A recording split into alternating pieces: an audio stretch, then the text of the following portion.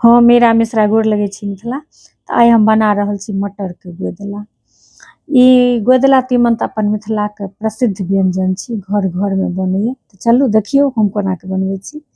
तो देख सकै छी अहाँ सब जे आलू के धोइ लेलहुँ हन और मटर के धोइ लेलहुँ हन। जते बनाएब जिनकर जतेटा परिवार अछि ओ तो बुझते छी हम अहाँ ओहि हिसाब से और दुनू के द के एकरा उबालि लेबै। पहले अहाँ के से एक सीटी लगतै, बस कम कऽ देबै 2 मिनट के बाद एकरा उतारि लेबै। और एम्हर जाबत ओ लगै छै सीटी ताबत सबटा मसल्ला तैयार कऽ लेलहुँ हन। प्याज लहसुन टमाटर ई डिब्बा में अहाँ के से जीर के डस्ट छै, कश्मीरी मिर्च जते मसल्ला खाइ छी, नून हरैद धनी मिरचाइ और एकटा हम मसल्ला जे 12 मसल्ला 13 स्वाद, ओहि लेल बहुत रास अहाँ सबके कमेंट अछि, हम बना देब वीडियो जाहिमे की सब दै छियै से बहुत जल्दी। तो सबटा मसल्ला तैयार कऽ लेलहुँ हन। तकर बाद देखियौ भऽ गेलै ई। तऽ एकरा हम जालीदार बर्तनमे छानि लेलहुँ हन और छानलाके बाद से एहिमे सँ अहाँके से आलू बीछि कऽ सबसँ पहिले से आलूके छील कऽ काटि लेलहुँ। ताबत मटर ठण्डा गेलै, किएक तऽ ओतेक गरम तऽ पिसबै नहि मिक्सीमे, ताहि दुआरे पहिले आलू काटि लेलहुँ। तकर बाद ई ठण्डा गेलै, हल्का सुसुम छै तऽ एकरा जारमे जा घानीमे हैत। बहुत बेसीके नहि पिसाइ छै, कनि आधे आधे जारमे पिसाइ छै। हल्का सा पानि दऽ दियौ और ओकरा अहाँ पीस लिअ। ओकर बाद जारमे जे लागल छै ओहिमे कनि पानि दऽ कऽ धोइ धाइ कऽ दऽ कऽ मिला कऽ ओकरा राखि लिअ। फेर 2टा जीरके फोरन दऽ कऽ आलूके अलगसँ कनि फ्राइ कऽ देबै।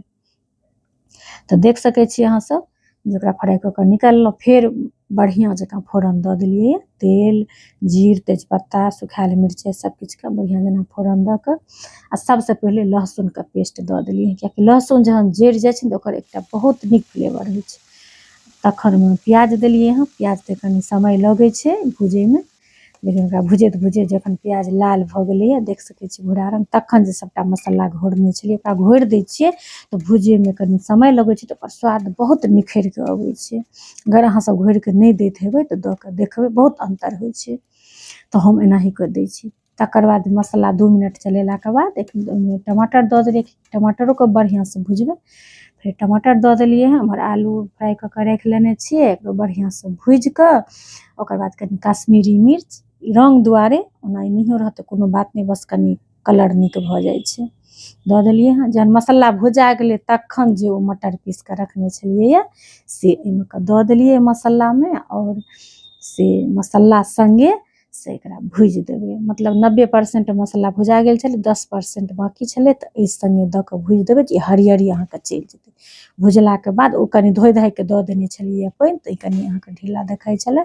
बस तखन जहन भुजा गेलै तऽ ओहिमे आलू खसा देलियै यऽ। बस अहाँ एनाहु राखि सकै छी अगर रोटी पराठा सङ्गे खायब, लेकिन हम से दिनमे बनेने छलियै यऽ और हमरा दालि तऽ हमरा नीक नहि लागैए, ताहि दुआरे हम से तीमन बनेने छलियै कनि पतले झोर दऽ कऽ। ओना झोर अपना हिसाबसँ अहाँसब दऽ सकै छी। तऽ देखियौ हम कनि पतले देलियै और जहन एकरा फेर बादमे उतारबै ने तऽ गाढ़ा जाइ छै, बहुत गाढ़ा भऽ जाइ छै ई। ताहि दुआरे हम कनि बढ़िआँसँ झोर देलियै यऽ। झोर देलाके बाद फेर एकरा 5-7 मिनट खौला दियौ बढ़िआँसँ। पानि जे देने छलियै तऽ बस देखियौ खौल गेलै, भऽ गेलै। बहुत से इजीली बनि जाइ छै, कोनो ओतेक कठिन आ खाइमे मतलब सबके ई फेवरेट होइ छै गोदला तीमन। केओ आइ तक नहि कहतै जे हमरा नहि नीक लागैए। तऽ देख सकै छी अहाँसब जे बनि गेलै और देखियौ हम थारीमे परोसि रहल छी। इएह फोटो पोस्ट केने रही जाहिमे अहाँसब बहुत रास स्नेह देलियै। तऽ हमर ई रेसिपी केहन लागल से एकटा कमेंट अहाँसब जरूर करबै, हमरा कमेंटके इंतजार रहत। तऽ चलू मिलै छी बहुत जल्दी अगिला वीडियोमे।